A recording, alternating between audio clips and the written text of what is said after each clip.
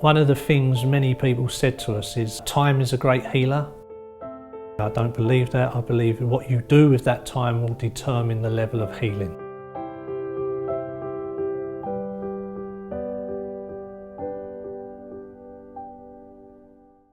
If I'm honest, I didn't like the idea of my husband having to climb a mountain, and I heard that, you know, it's not... Things can happen, you know, people can die from climbing this mountain and stuff like that, and I wasn't too keen on it. I've got very, very little experience of climbing, ever. Throughout my life, I've not been one for walking or hiking or getting out in the open, really, so it is brand new to me.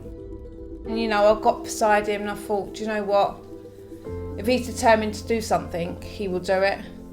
So I stuck by him all the way. We met 10 years ago in Weston-super-Mare when we was both broken individuals, months clean from years and years of drug addiction, and against all odds, against everything people said, you know, you will not last, you cannot stay together. We've managed to face adversity after adversity after adversity. It has made us stronger, and it has pulled us together more and more. Every challenge we faced, you know, Jacob was just, that was the pinnacle of everything. Our other child, Sophia, she was born on the kitchen floor in our flat at the time, so we decided that our second child we'd have at home as well. During the whole pregnancy, everything was good, all the scans we had were good. Every time we went to the hospital, the doctors, every checkup was good. Everything seemed good.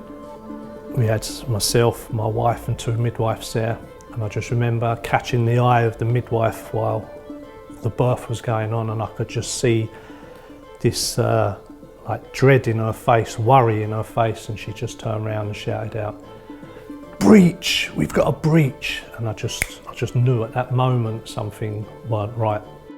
When I had Jacob, he was breached at birth and he starved of a load of oxygen for over 20 minutes. When they finally got him out, they kept his heartbeat alive and they rushed him to the neonatal intensive care unit, the NICU unit at St Michael's Hospital in Bristol. He was the most poorliest baby on the ward, we was told time and time again. So it really wasn't looking hopeful. And in that moment, as young parents, not knowing what's happening, hoping for a positive outcome, it's very frightening, you feel very powerless within the moment, unsure what to do, you know. They have all the answers, we're helpless. After 5 days, so on January the 18th, I had to hold my son Jacob in my arms whilst my wife clung on to me, and we sobbed and wept as he tried to take as he came off the machines and tried to breathe. I don't think he took a single breath, and he died then and there in my arms at 5 days old. So the moment Jacob died, myself and my wife, we was thrown into an extremely dark place. We was very troubled, we felt very isolated, very lonely. It was a very challenging time. There was no one around us immediately that could identify, help us, guide us in any way. We got to the point of, we thought, you know, what is the purpose of life? What's the meaning of all this? Why us?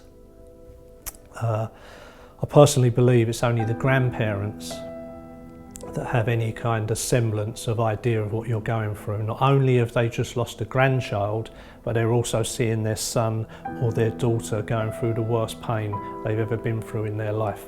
So they're kind of getting that double blow of pain, you know. So they're probably the closest people that have a slight understanding of what's going on.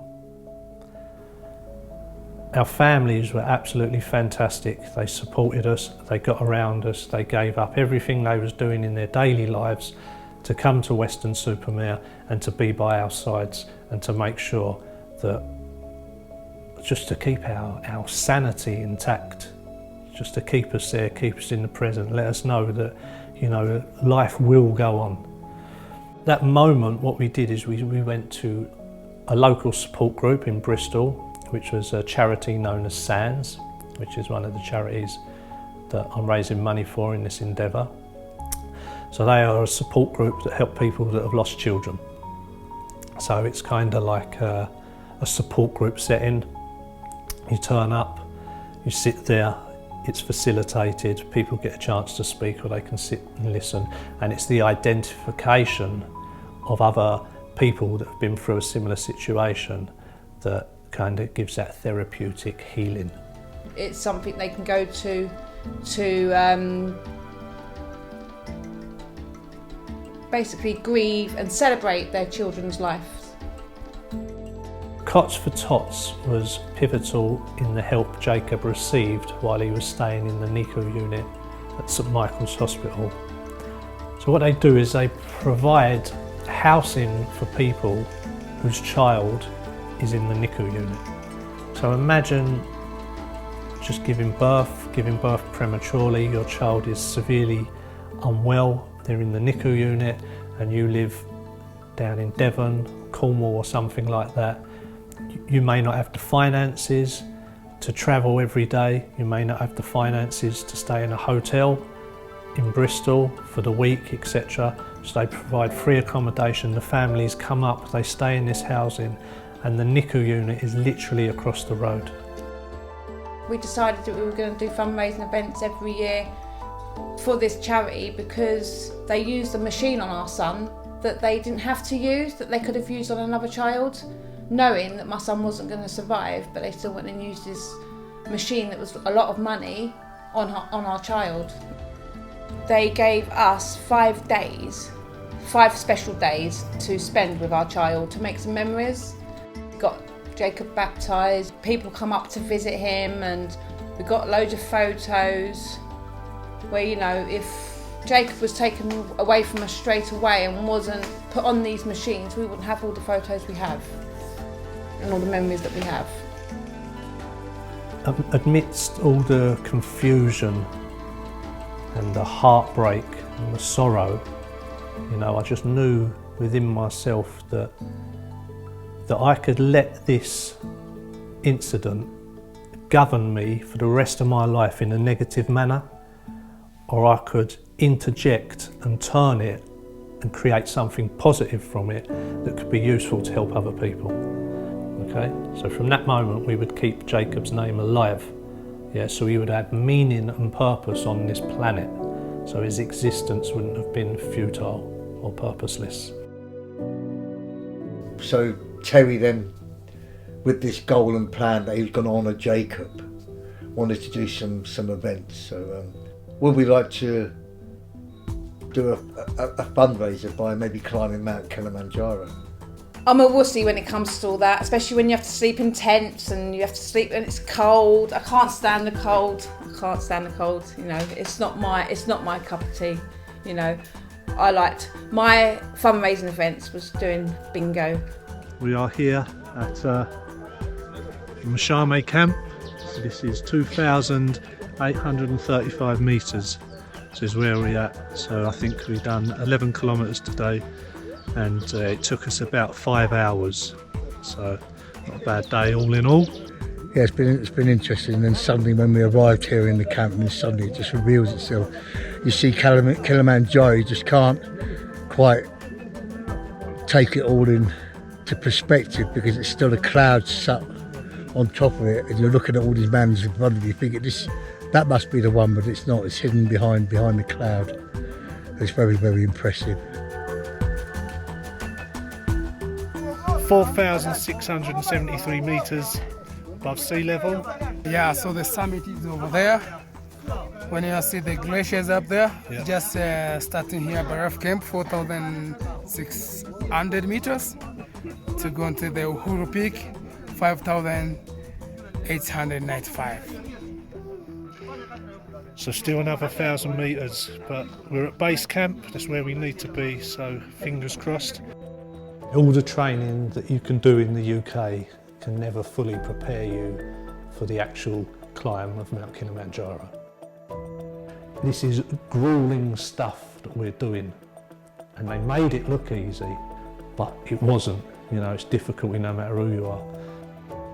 We supported one another as we went through. You know, there was certain times maybe Mark needed a bit of strength and he needed to lean on us. I know there was definitely times I needed to lean on people during summit night. So going up on summit night, it is pitch black, it is dark, it was a very rocky terrain, and the plan was I would summit Mount Kilimanjaro and I would scatter a small amount of my son's ashes on top of the mountain. So it's 1 o'clock in the morning. I'm going on about 1 hour's sleep, that's it, if I'm lucky. And we're on our way to the summit. If all goes well, should be there early morning. Probably see the sunrise somewhere along the way. Let's just hope all got the minerals and we can take some pictures at the top for you. Okay, I need to concentrate. And it just like seemed never ending, it was ongoing and ongoing. Say about maybe 2-3 hours into summit night, and that's when Mark started getting weary. You could see he was delirious. You could see his feet giving way. And I was literally like sleepwalking with my eyes shut, just following the person in front of me. My God, he just turned around and said, Papa, you don't have to kill yourself, you know. I just remember getting to a point where I thought, that's it, I'm done, I can't go any further. I've come to my point, I've reached my summit, that's it, that's enough for me. I just felt so exhausted. I think, you know, the best decision I made was to call it a day and come back in one piece. I leant against a rock on my poles and I said to him, I'm going back down, I've had enough, one of you needs to come with me, I'm walking down. I've done it.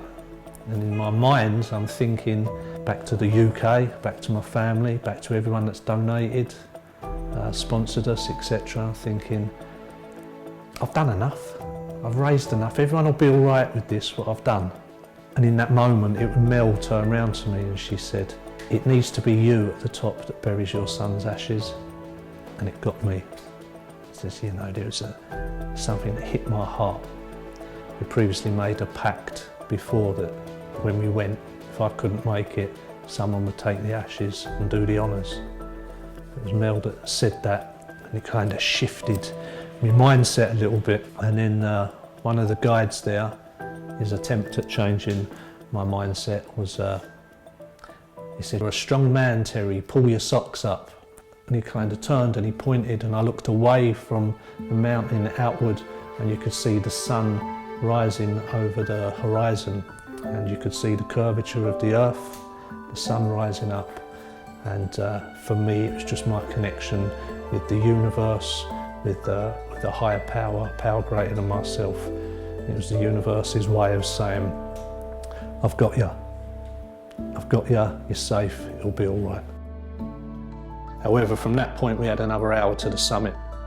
So it was heads back down, into the wind, into the cold, and we struggled on. We made it to the summit, and we got to that statue, placard, you know, you have reached the top of Mount Kilimanjaro. And we're standing there and getting our photos done. And it was at that moment, Mel, she turned around and said, oh, remember that today you're celebrating your 10th year in recovery. I turned 10 years clean when I reached the summit of Kilimanjaro. When she said that, there was a wave of emotion that hit me.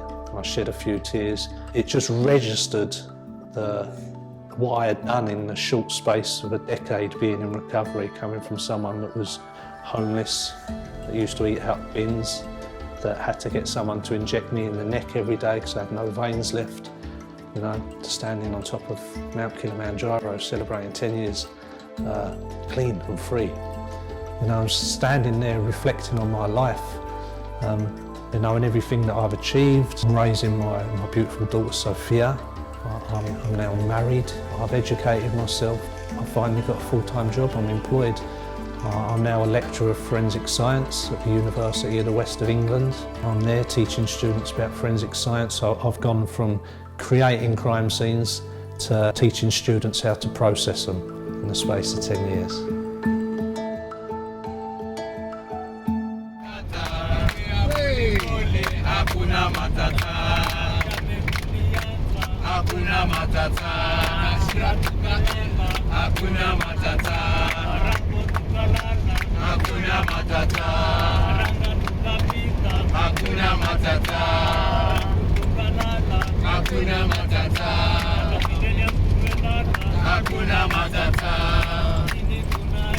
Hakuna matata. Jambo bwana, habari gani? Mzuri sana.